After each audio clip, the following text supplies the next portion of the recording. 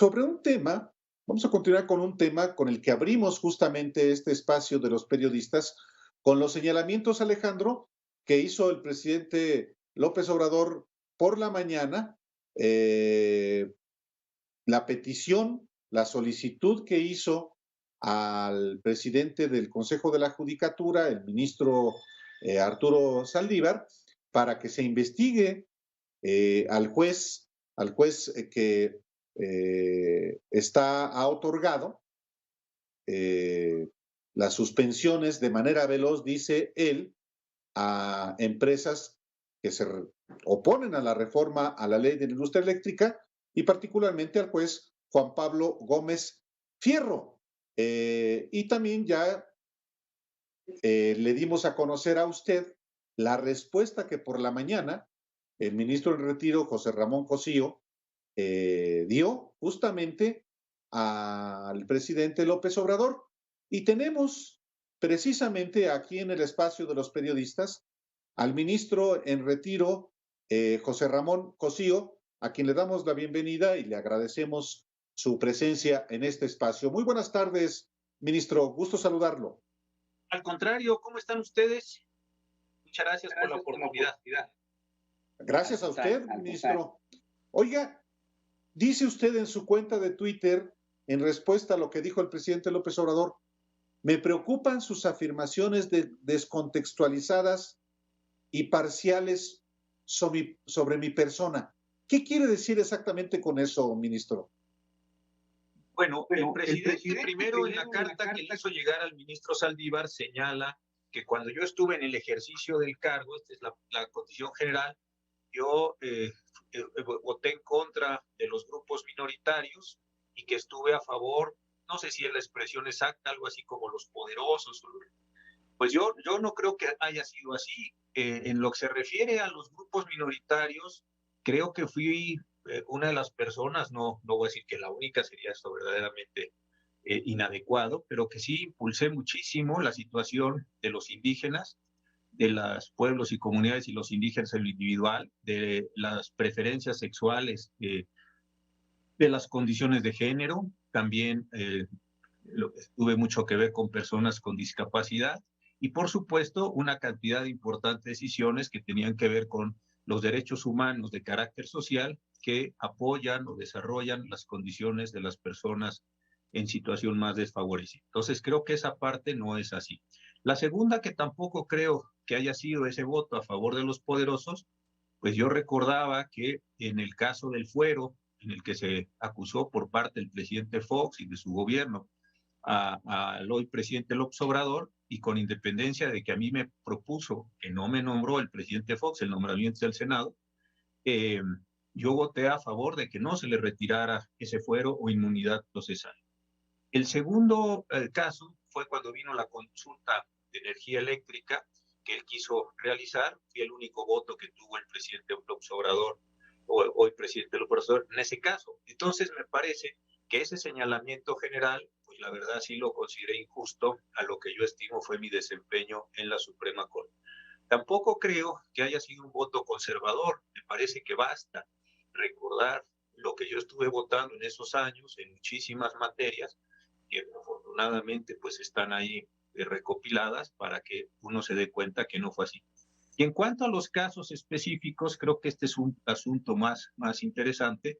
Creo que sí hay varias cosas que decir. El asunto de la ley Televisa, si quieren empezamos por ahí, agradeciéndoles de nuevo esta oportunidad. Adelante. Sucedió así. Yo cuando estaba de profesor, me contrató el Senado de la República para que hiciera una revisión sobre los temas de constitucionalidad de lo que iba a ser la ley de telecomunicaciones. Yo gané un contrato, se me pagaron mis honorarios, desde luego, se enteró el impuesto sobre la renta, el IVA, todo lo que tenía que ser, como tenía que ser. Y yo dije muy puntualmente, aquí creo que pasó, no, esto está mal, etcétera. En algunas cosas hicieron caso, no. Cuando yo llego a la Corte, se presenta la acción de inconstitucionalidad impugnando esa ley. Yo lo que hice entonces fue pedirle a mis compañeros que consideraran si estaba yo o no impedido, porque yo había participado de alguna manera en el trabajo, en la confección de esa ley. La mayoría de los ministros dijo, sí estás impedido porque ya prejuzgaste, ya tuviste un prejuicio sobre esa disposición y consecuentemente no debes participar. Me salí del caso. Segundo asunto, el que tiene que ver con la guardería ABC. Ahí tenía yo un punto de vista que sigo creyendo que era de la mayor importancia, que es el siguiente. ¿Puede el Estado mexicano otorgarle a los particulares, subrogarles, como es la figura jurídica, en las actividades esenciales, entre ellas la guardería que está prevista en el artículo 123 constitucional, o no? Mi respuesta era que no. Y yo quería que ese tema se incluyera, que ese tema fuera uno de los elementos esenciales de la decisión. Finalmente ese tema no se puso en la decisión, yo voté en contra.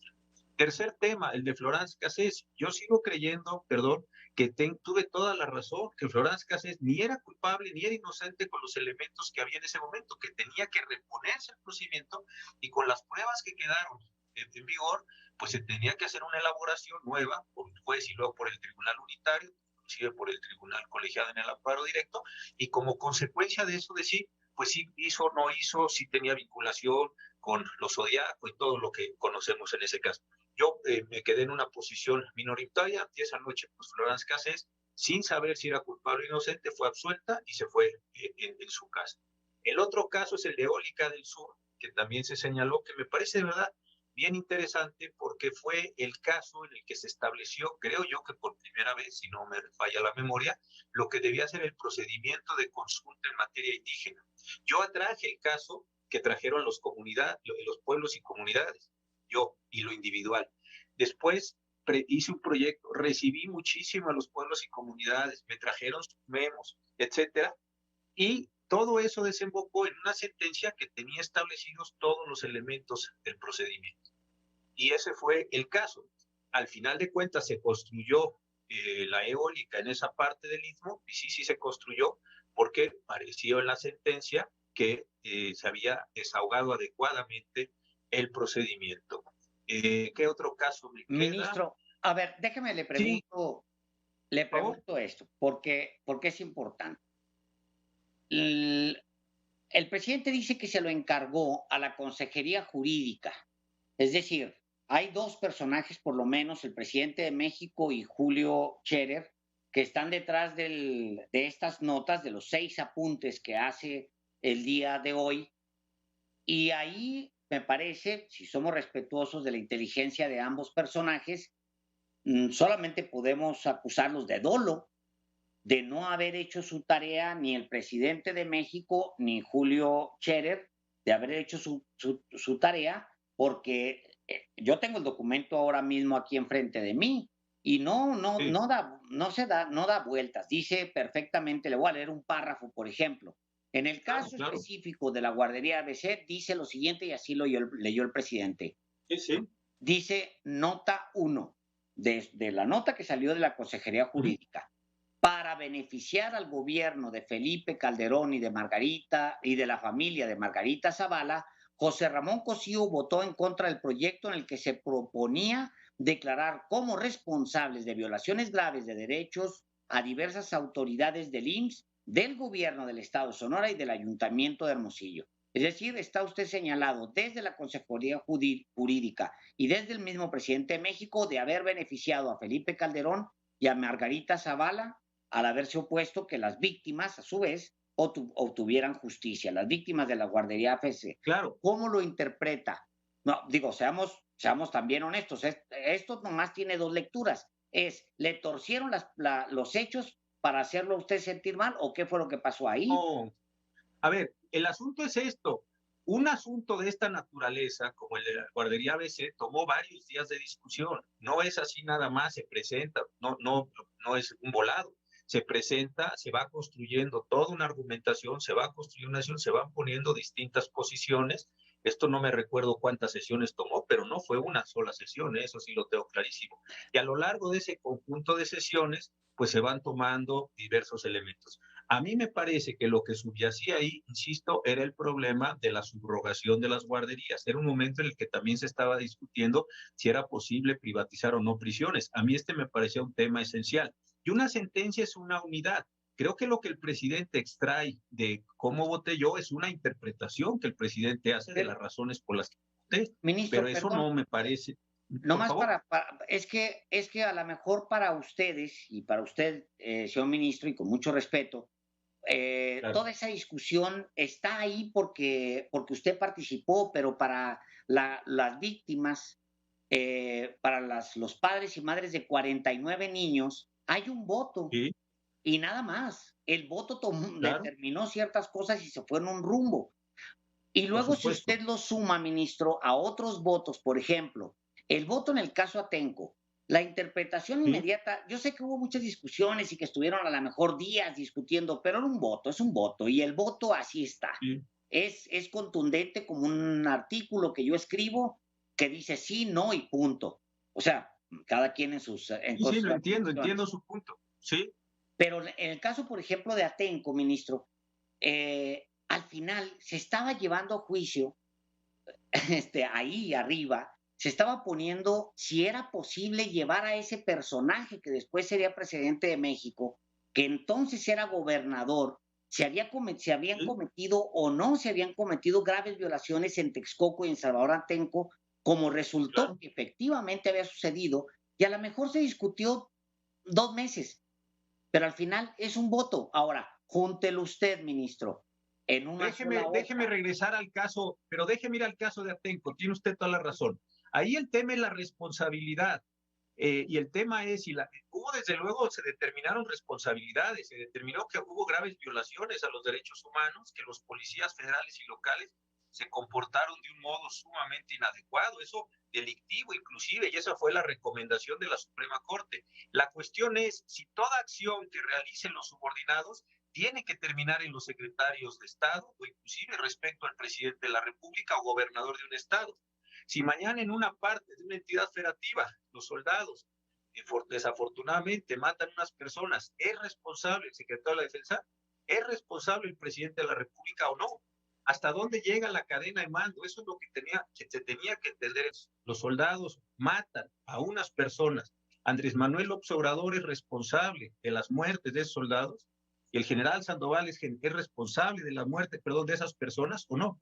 O llega un momento en donde usted dice, esto queda en el sargento, en el capitán, en el teniente, en el general, en el comandante zona, en el comandante región, ¿dónde queda? O en el estado mayor del propio secretario, ¿dónde queda? Esa era la discusión en ese caso, de que se metió o se dijo que se tenía que meter a mucha gente, sí, de que hubo violaciones muy graves, sí, todo eso tiene usted toda la razón, yo no podría estar más de acuerdo en eso, pero el asunto es, eso llevaba a Eduardo Medina Mora, que era secretario, o llevaba a Enrique Peña Nieto, que era gobernador del estado. Esa es la discusión final. ¿Se dijo hay graves violaciones? Sí.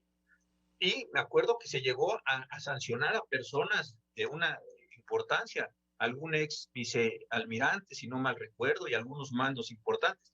Pero la discusión en ese caso era hasta dónde pueden ascender las responsabilidades en el caso concreto de esa situación. En el análisis que se hizo, que esa fue la posición mía en ese voto, fue esto llega de acuerdo con la ley orgánica, con los manuales de actuación hasta aquí. Imputarle a una persona los delitos es difícil. Por lo siguiente, una persona, suponga si usted está en Toluca o está en cualquier lugar, y en la operación de campo las cosas se salen de control y en un determinado momento, por estar en esa situación de descontrol, pues unos mandos toman una acción específica. ¿Qué es lo que en realidad pasó? Desde mi punto de vista, llevaron a unas mujeres a un camión y tuvieron una cantidad de actos indebidos, inclusive al parecer hubo violaciones. ¿Es responsable el secretario de esos actos o eso queda en un mando que está en el campo, que está en tierra, déjeme ponerlo así, y ahí se corta la situación? Esa era la discusión bien interesante, bien importante y bien delicada en Atenco. Ministro en retiro, José Ramón Cosío, dice Sí. también el presidente que usted guardó silencio cómplice ante corruptelas y arbitrariedades. ¿Le parece si me da la respuesta, nos da la respuesta al auditorio después de una breve pausa? Sí, claro, claro. Vamos Gracias. a una pausa y volvemos con el ministro en retiro, José Ramón Cosío.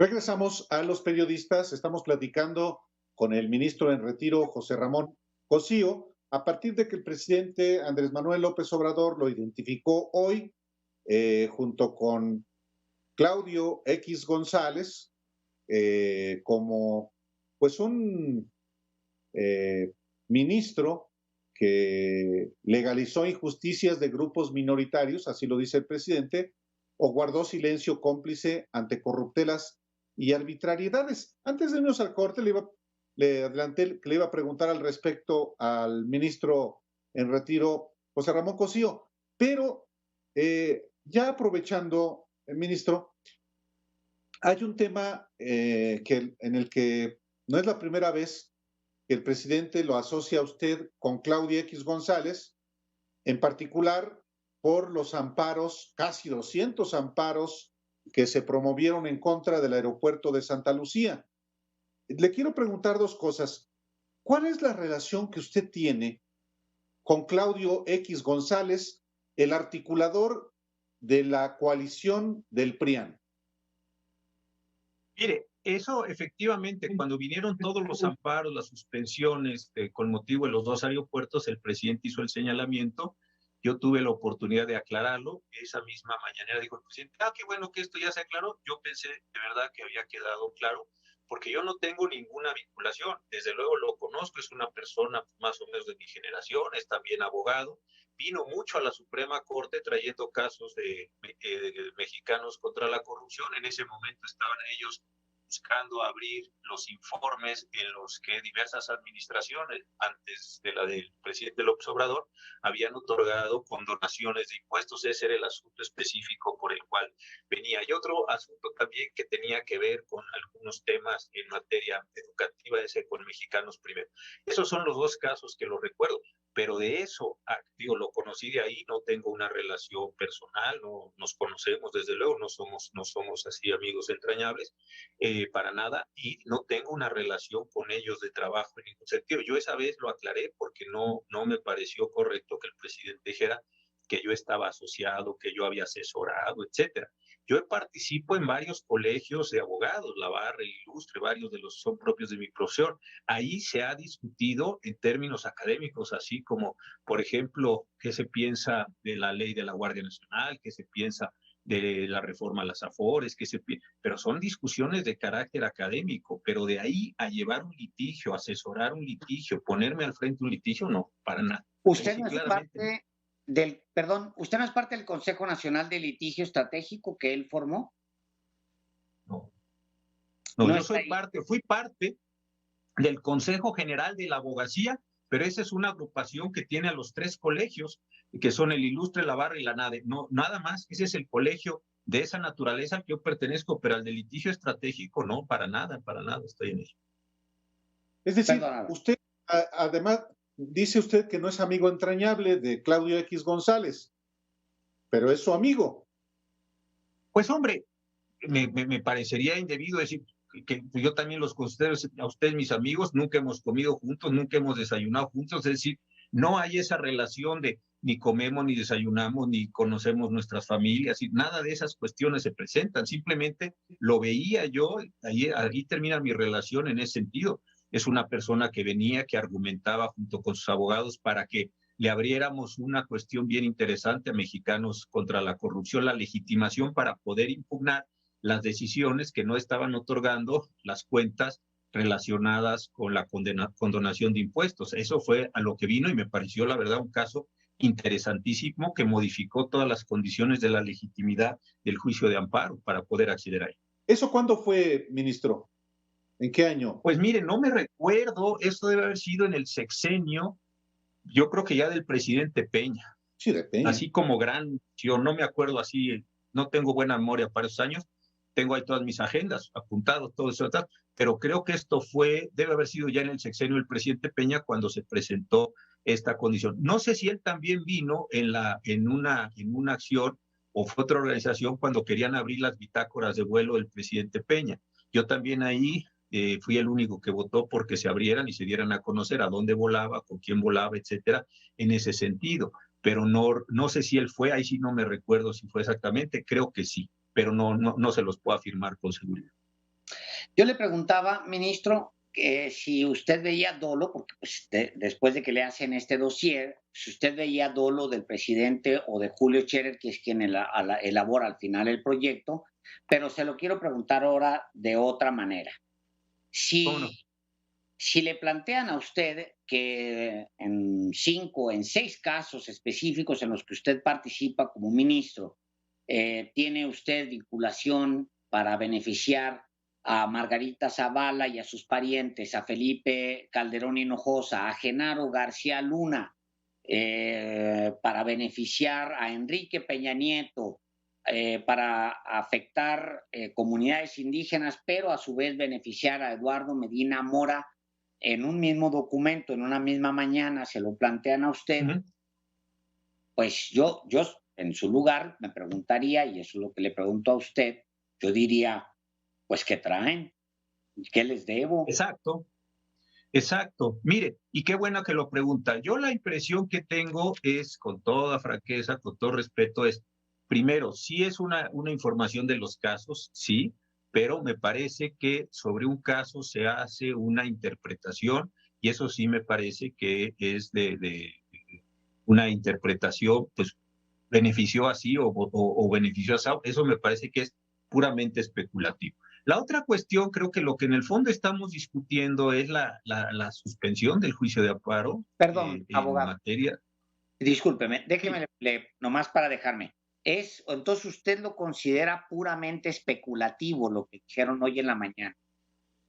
La sentencia no, pero la interpretación de las sentencias, en el sentido de decir, benefició a Margarita Zavala, pues yo no encuentro ahí, de verdad, no encuentro la conexión con ese sentido de beneficio. Lo de la ley Televisa se hizo para que no, pues al contrario, yo me salí de esa discusión porque yo había participado revisando la constitucionalidad de la ley Televisa. Me hubiera parecido a mí más indebido participar en la ley diciendo, oiga, pues fíjese que, me acordé después de haberla votado que yo participé en ese asunto. Eso pues creo que hubiera sido muy irregular.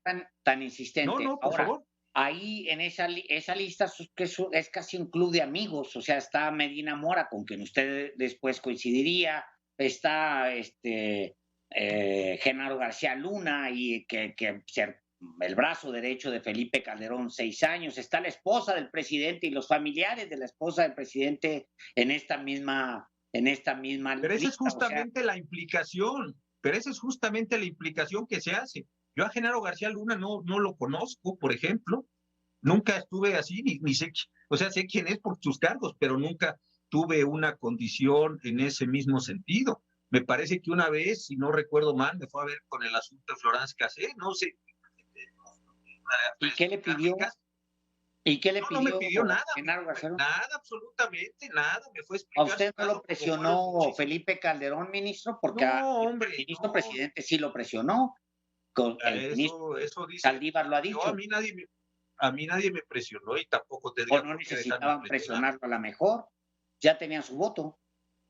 No, creo, le voté muchos más casos a Calderón de los que usted se imagina en contra. Todos los de fuero militar, que para él eran muy importantes. Una última cosa. Nada más la lista. ¿Se siente usted, todos los casos militares. ¿Se siente usted acosado, ministro? No, me parece que forma parte de un ejercicio democrático. Sí, en una situación donde el presidente desde luego tiene una ventaja respecto a los ciudadanos, pero me parece que es parte de un ejercicio democrático. Yo acepté un cargo público y acepto también las interpretaciones que se hagan sobre mi ejercicio. Ahí están los votos particulares, muchos de ellos en contra. Le digo esto, en el caso del presidente Calderón, él tenía mucho interés en toda la parte de fuero militar. Todos los casos, indefectiblemente, fueron votados en contra. Está el voto a favor del presidente López Obrador en el caso del fuero.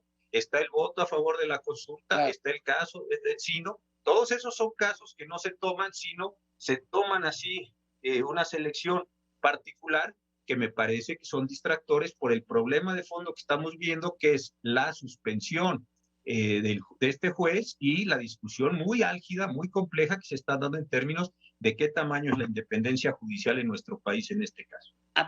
Permítanos despedir a la audiencia de radio muy rápidamente. A todos los que están escuchándonos en el 88.1 de su radio, vénganse porque todavía nos vamos a permitir una pregunta más con el ministro Oiga, José Ramón Cosío. Sí, una porfa, porque yo a las 7 tengo que dar un curso, no sean malos. Ya está, una más. Una. No, yo le iba a preguntar si dice usted. Me invitan otro día, encantado, también. O sea. ¿Cómo? Perdone. El presidente está distrayendo de lo fundamental. Es una maniobra de distracción del presidente. Yo creo que sí, porque lo que se está discutiendo en el fondo es la condición jurídica de la suspensión, no la condición del juez. Eso es a lo que me parece que debemos atender. Si la suspensión está bien o mal otorgada, eso es un recurso jurisdiccional que está abierto, no tiene ningún, de eso se presentan miles al día o al año, no tiene esa importancia. Si el juez se comportó mal, eso es una discusión que se tiene que llevar en el Consejo de la Judicatura. Creo que hoy hizo bien el ministro Saldívar en la carta que le mandó el presidente López Obrador, diferenciar las dos cosas. Dijo, todo lo jurisdiccional se va al recurso al colegiado. Y eso, pues, preséntenlo ustedes, yo no tengo por qué presentar su recurso. La condición del juez, esa lo manda el Consejo, ahí está ya formada la condición. Ahí me parece que es donde debe discutirse y resolverse el caso. Es mi posición personal. Correcto. Entiendo la acción política del presidente, pero jurídicamente ahí me parece que es la sede de resolución de ambos casos. Ministro. Muchísimas gracias, ministro. No, gracias a ustedes, como siempre. Gracias mucho y gracias por todo. Nos seguimos viendo. Muchas gracias, ministro Tiro José Ramón Costillo. Vamos a ir a una pausa rapidísimo y volvemos.